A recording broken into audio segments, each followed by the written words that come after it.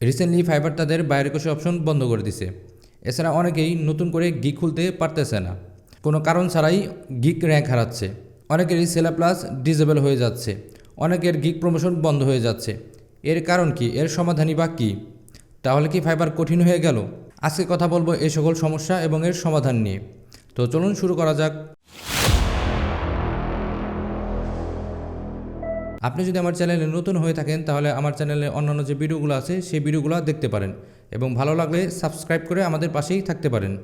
Fibre যে একটা সময় কঠিন হয়ে যাবে সেটা আমি অনেক আগে থেকেই অনুমান করতে পেরেছিলাম। আমি যদি শুধু বাংলাদেশের কথাই বলি, বাংলাদেশে ফাইবারকে চেনে না এমন মানুষ খুঁজে পাওয়া কিন্তু কঠিন। বাংলাদেশে ফ্রিল্যান্সিং বলতে শুধু কিন্তু ফাইবারকেই বোঝানো হয়।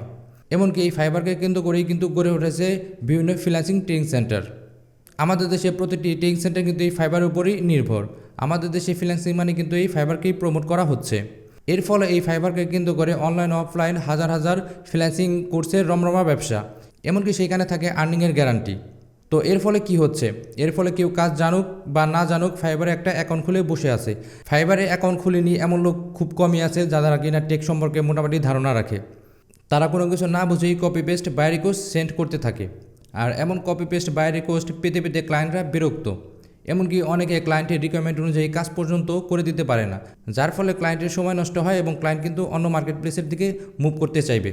এছাড়া ফাইবারে কাজ করা এবং কাজ পাওয়া ছিল তুলনামূলকভাবে সহজ অন্যান্য ফ্রিল্যান্সিং মার্কেট প্লেসের চেয়ে। ফাইবারে আগে প্রতিদিন প্রায় 10টি করে বাই রিকোয়েস্ট সেন্ড করা যেত, যেটি কিনা ছিল একদম পুরো ফ্রি। আপনারা বাই রিকোয়েস্ট সেন্ড করতে কোনো টাকা পয়সা লাগতো না। একজন নতুন ফ্রিল্যান্সার সেই বাই রিকোয়েস্ট সেন্ড করে কিন্তু ক্লায়েন্ট জেনারেট করতে পারতো। অন্যদিকে আপওয়ার্ক কিংবা পিপল পার আওয়ার, যেখানে আপনাকে বিট করতে হলে কিন্তু টাকা দিতে হয়, আপনি চাইলেই কিন্তু সেখানে ফ্রিতে বিট করতে পারবেন না। যদিও পিপল পার আওয়ার আপনাকে প্রথমে 1 মাস ফ্রিতে বিট করতে দিবে, কিন্তু পরবর্তীতে সেই বিটগুলো কিন্তু আপনাকে টাকা দিয়ে কিনে নিতে হবে। আর আপওয়ার্কে আপনাকে টাকা দিয়ে কানেক্ট কিনে এরপর বিট করতে হবে। এর ফলে পুরো পৃথিবী জুড়ে ফাইবার নতুন ফ্রিল্যান্সারদের টার্গেটে পরিণত হয়েছে। ফ্রিল্যান্সিং করা মানেই হচ্ছে ফাইবারে কাজ করা। এর ফলে প্রতিনিয়ত বাড়ছে দক্ষ অদক্ষ ফ্রিল্যান্সারের সংখ্যা।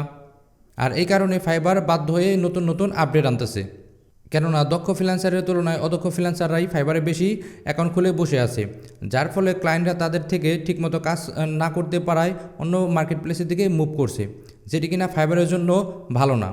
দিন শেষে ফাইবার এখানে ব্যবসা করতে এসেছে, ফাইবার কখনোই চাইবে না তার ব্যবসায় লস হোক। অন্যদিকে ফাইবার তাদের শুরু থেকেই একজন ক্লায়েন্টকে বেশি গুরুত্ব দিয়ে আসতেছে একজন সেলারের চেয়ে। তাদের কাছে তাদের ক্লায়েন্টের গুরুত্ব বেশি একজন সেলারের চেয়ে। এমতো অবস্থায় একজন নতুন স্কিল পার্সনের ফাইবারে ফ্রিল্যান্সিং শুরু করাটা অনেক কঠিন হয়ে যাবে। এই সমস্যার সমাধান কি? ফাইবার আসলে কারো সিদ্ধান্তে চলে না। আপনি যদি আপনার সমস্যার কথা লিখে তাদের মেল করেন তাহলে তারা রিপ্লাই দেবে যে আপনার কাজের কোয়ালিটি বাড়ান, তারা তাদের মতো করেই চলবে।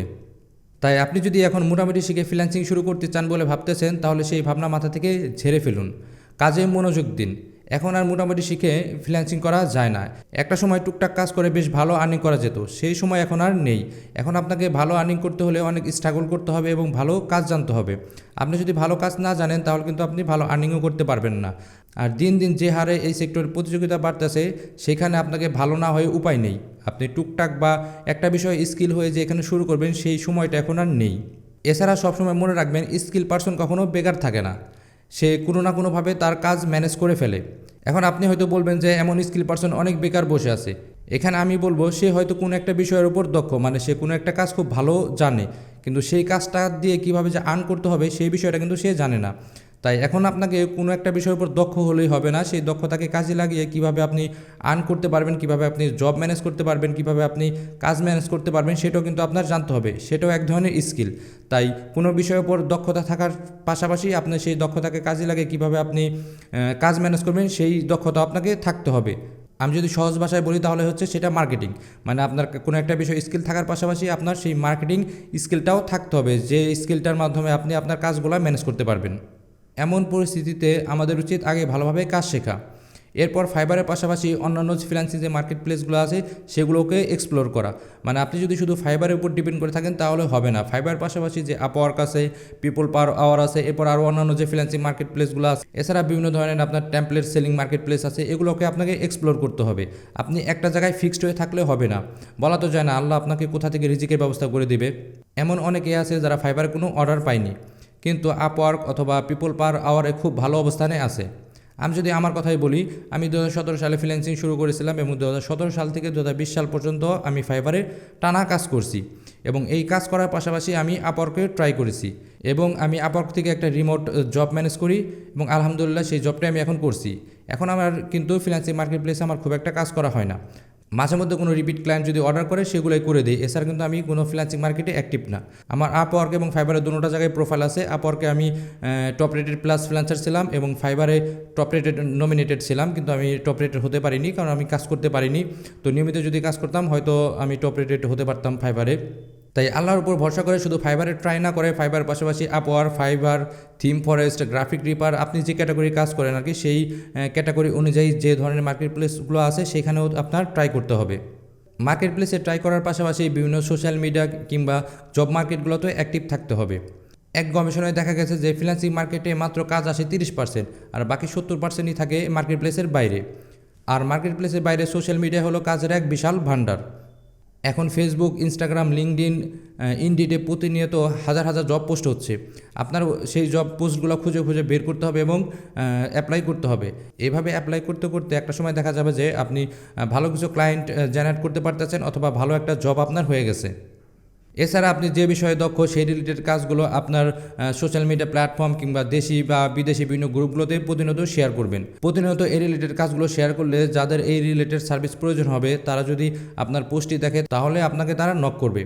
এছাড়া আপনি যদি আপনার সোশ্যাল মিডিয়া প্ল্যাটফর্মে শেয়ার করেন তাহলে সেখানে যে দেশীয় বড় ভাই ব্রাদার আছে তারা আপনার কাজ সম্পর্কে জানবে এবং আপনার কাজের কোয়ালিটি সম্পর্কে জানবে এবং একটা সময়ে তারাও কিন্তু আপনাকে বিভিন্ন বড় বড় প্রতিষ্ঠান কিংবা তাদের প্রয়োজনে কিন্তু তারা আপনাকে হায়ার করতে পারে, কারণ যারা সিনিয়র ফ্রিল্যান্সার আছে তাদেরও কিন্তু অনেক জনবলের প্রয়োজন হয়। তাই আপনার যদি স্কিল থাকে তখন কিন্তু আপনার কাজ দেখে আপনাকে তারাই নক দেবে যে ভাই আমার এই সার্ভিসটা প্রয়োজন, আপনি কি আমার সাথে কাজ করবেন কিনা। তো এভাবে কিন্তু আপনি আপনার কাজ ম্যানেজ করতে পারবেন। তো পরিশেষে আমি একটা কথাই বলবো, একটা সময় ফ্রিল্যান্সিং খুব সহজ ছিল কিন্তু সেই সময় রিসোর্সের খুব অভাব ছিল। এখন অনেক রিসোর্স আছে, ইউটিউব কিংবা ইন্টারনেটে অনেক রিসোর্স আছে, কিন্তু আপনার এখন ফ্রিল্যান্সিংটা অনেক কম্পিটিশন হয়ে গেছে। এখন আপনি চাইলেই কিন্তু টুকটাক কাজ করে আর আগের মতো ভালো আর্নিং করতে পারবেন না। একটা সময় দেখা গেছে যে শুধু ব্যাকগ্রাউন্ড রিমুভিং অথবা এই ধরনের ছোটো ছোটো কাজ করে কিন্তু মাসে $1000-2 ইনকাম করা গেছে, কিন্তু এখন কিন্তু আর সেটা সম্ভব না। এখন যে হারে প্রতিযোগিতা বাড়তেছে এখন আপনাকে মাল্টি ট্যালেন্টেড হতে হবে। মাল্টি ট্যালেন্টেড বলতে এখন আর আপনাকে একটা স্কিলের উপর দক্ষ হলে হবে না, একটা স্কিলের সাথে সাথে আপনার আরও অন্যান্য স্কিল থাকতে হবে।